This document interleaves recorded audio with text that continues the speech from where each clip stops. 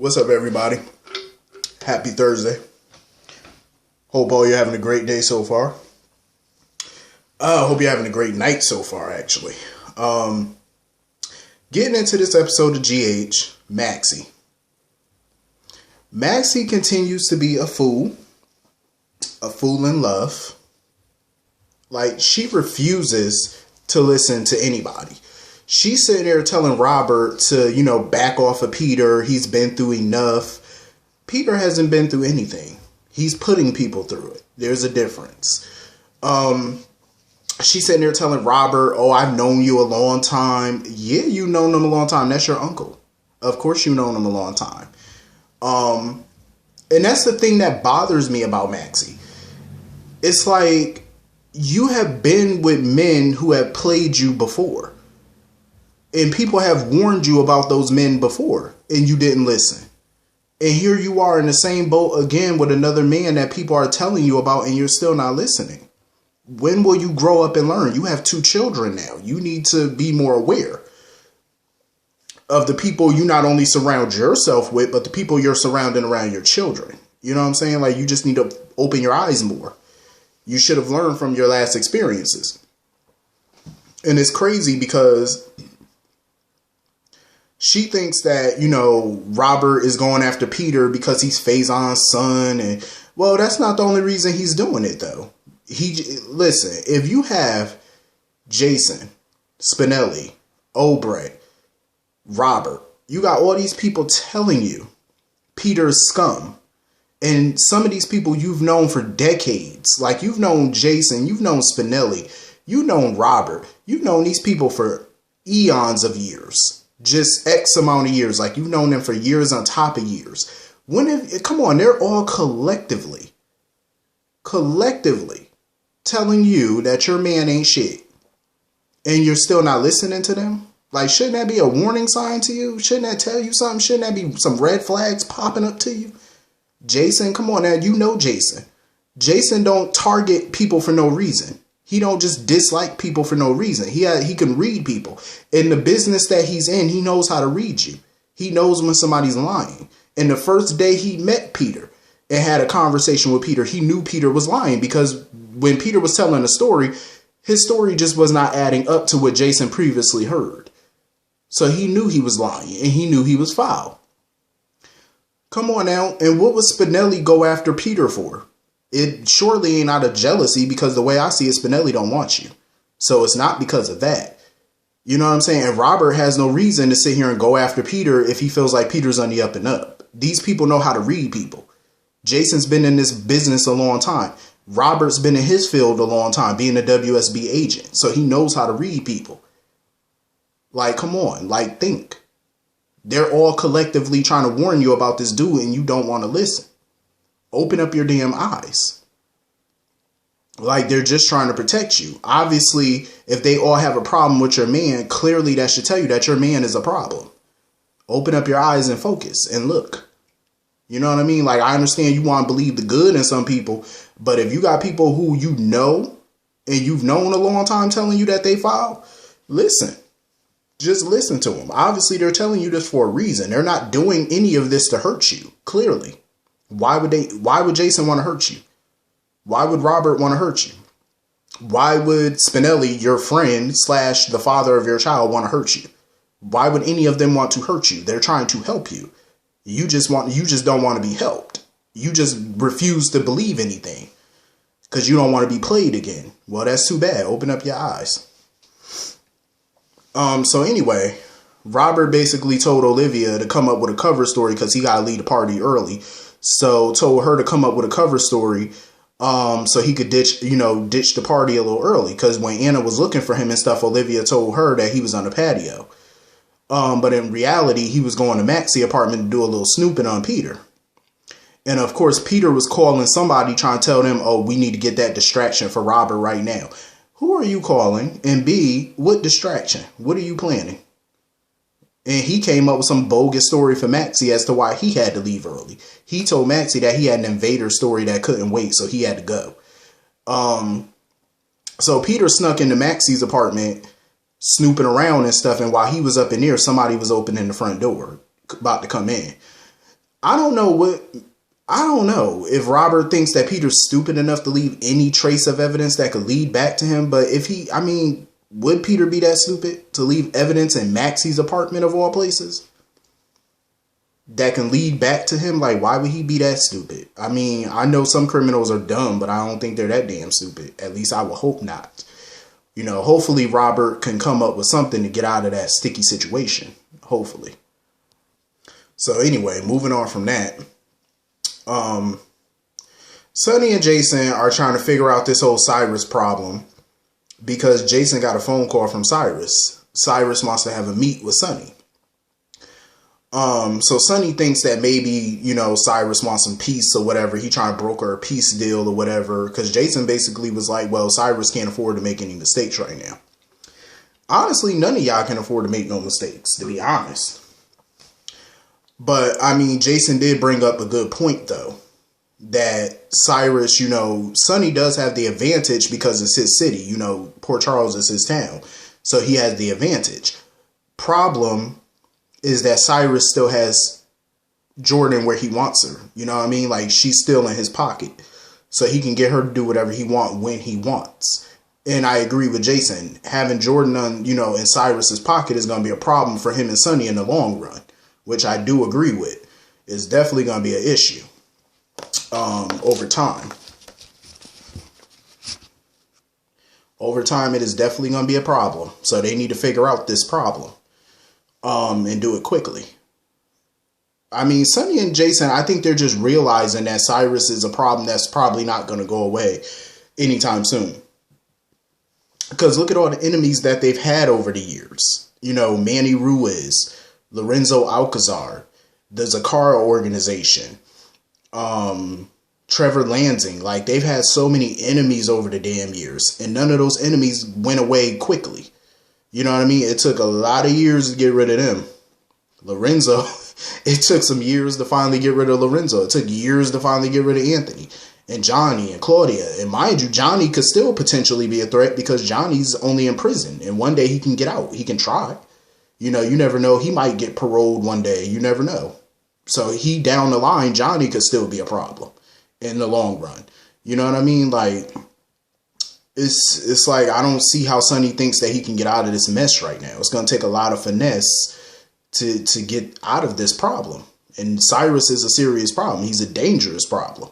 Might be even more dangerous than Anthony was. Might be. Because Anthony likes to taunt people. You know, that's what, like, Anthony has no problem coming after your family, but he's going to taunt you first. Cyrus, he's going to come after your family directly. No taunt necessary. He's going to come after your people directly. Guns blazing. That is what separates him from Anthony Zakara. Anthony's a bit different. But Cyrus, that's a whole nother level of dangerous. Anthony was just straight up psychotic. I miss that old coop. He used to sit around talking to his plants and shit. Anthony was crazy. He was a funny type of crazy, though. I miss Anthony Z.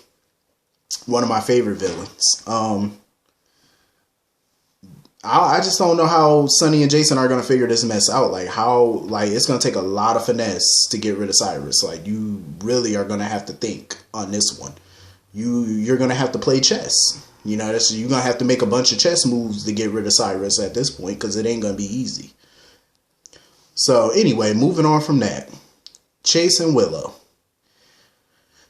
So, Chase pretty much told Willow that, you know, she's been more of a mother than Nell, blah, blah, blah, because, you know, that's all they talk about is Wiley and Nell. She's been more of a mother to Wiley than Nell, and, you know, that's all they could talk about. So, basically, Chase is trying to tell her, like, she got two options. A, you go ahead and marry Michael. Or B, if you don't want to marry Michael, then you need to back off and let Michael handle this custody situation how he wants to handle it. Which I do agree with. But what I don't agree with is, I mean, I understand Chase is trying to be supportive or whatever, but he's basically telling Willow, well, you know, if you feel like it'll help Michael, then go ahead and marry Michael. And I'll support whatever decision you make. You say that now. You say that now. But I'm telling you, he's going to regret that later. I think that's exactly what Chase is going to do. He's going to regret it. But then again, I think he's going to resent Willow at some point for doing it. But then again, I feel like if Willow doesn't do this, because the only reason she's not trying to marry Michael is because of Chase. So I think if the custody battle goes through and Nell ends up winning or they get joint custody or whatever the case, I think eventually she's going to resent Chase. Because she's going to feel like, oh, if I married Mike, then maybe we could have won and Nell wouldn't have won and Michael could have had full custody. She's probably going to start resenting Chase. And I think part of that is the reason why Chase just told her to go ahead and do it, so she probably wouldn't resent him or blame him for it. Because that's literally the only reason she's not marrying Michael. But I just hate the fact that they think her marrying Michael is going to get them a victory in court. Because I really don't think it will. If they really play this realistically, there's no way a judge is going to grant Michael full custody if he just instantly got married to somebody that everybody in town knows is dating a cop.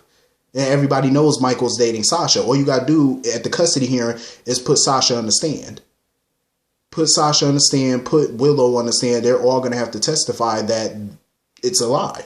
That she was recently dating Michael, unless they can come up with a really good lie, a good cover story to sway the judge. That's the only way. Other than that, any lawyer and judge can see that the marriage is going to be bogus. Y'all get married a few days before the custody hearing and y'all weren't even recently dating. Come on, anybody can see through that. And I would hate to see Chase get hurt like that, watching the woman that he loved marry somebody else. And Michael already told them that he would have to be married to Willow for an extended period of time. Like, there's going to be no quickie divorce or quickie annulment after this is over. They're going to have to stay married for a long period of time. And Nell is still going to be in the picture because even if Michael gets full custody, she's probably still going to have joint legal custody. So she's going to have joint legal custody probably. And she's going to still have visitation rights. So she's still going to be a pain in their ass. Like, either way, it's like Nell's still going to be a factor. No matter which way this thing goes, she's going to be a problem. No matter what. And if Michael wins, she's going to be even a bigger pain in the ass. Trust me on that. You already know she's going to fight tooth and nail whether Michael win or lose. Is she still going to be a pain in the ass? So, ain't going to be no getting rid of her that quick and easy. So, of course, Michael and Carly and Sasha are at the hospital, literally talking about the same thing Chase and Willow are talking about now. Michael basically just feels like he doesn't want to, go into the custody hearing, putting all of Nell's criminal deeds on, out there for the judge or whatever, because he feels like he doesn't want it to backfire on him and the judge to see Nell as a victim. And what I don't understand is, where is the Michael Corinthos from 2015? Where's that Michael? The Michael who is ruthless, who went after Sonny and got full custody of Sonny's biological child without even breaking a sweat. Like, come on, Michael, tap into that ruthlessness. Like, dude had a judge in his pocket, the judge who was dating Monica, and you got full custody of a child that wasn't even yours. So why are you so worried about getting custody of a child that is yours? Just tap into that ruthlessness that you have. That's all you got to do. Stop worrying about it. Damn, like, either be ruthless or shut up and let the lawyer handle it. I mean, you got Chase, you got Sasha, Carly, everybody's going to testify. Willow, all these people can testify on your behalf.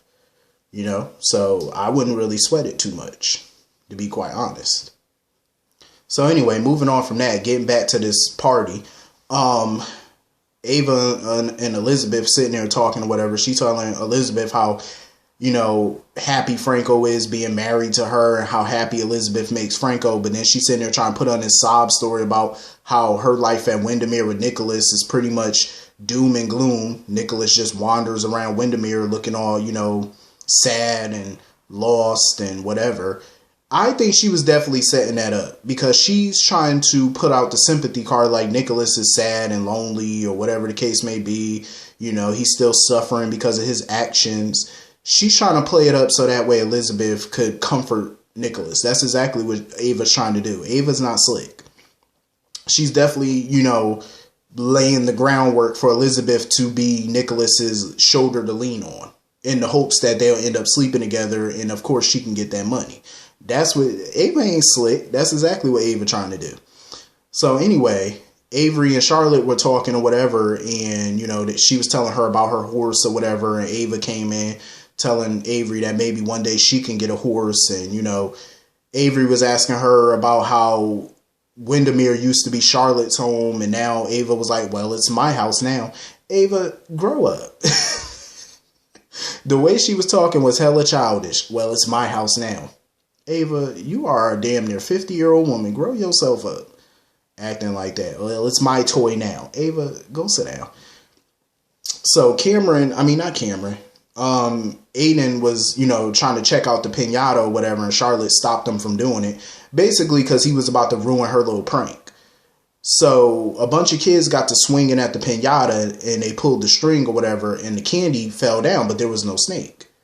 So Ava went to go get her purse to grab her phone or whatever to take a picture or whatever, and the damn snake was in her purse. Yo, the damn snake was in her purse, and Charlotte ass was sitting there beaming from ear to ear. She had a little grin on her little face. Charlotte is definitely the grandchild of Helena Cassadine. Helena would be proud. The way she just pulled that prank off so effortlessly, now that was brilliant. She definitely got the devil in her. Like, that little girl, I cannot imagine how Charlotte is going to be as an adult. Like, I keep telling people, like, we need a new Helena. Like, even though we could never have another Helena Cassadine, we need another generation of that villain. Like, a new generation of villains. Like, we need a new Faison. We need a new Helena. Like, they can never take over from the originals. But damn, we need, a new breed. We need it. And I think Charlotte can definitely pull it off. Even as a child. I think she got the gift. She got the mark of Cain on her. But anyway, that was pretty much the whole episode. Hit the comment section. Let me know what y'all thought about this episode. I will see y'all on Monday. I hope y'all have a great night. Have a good night. Peace.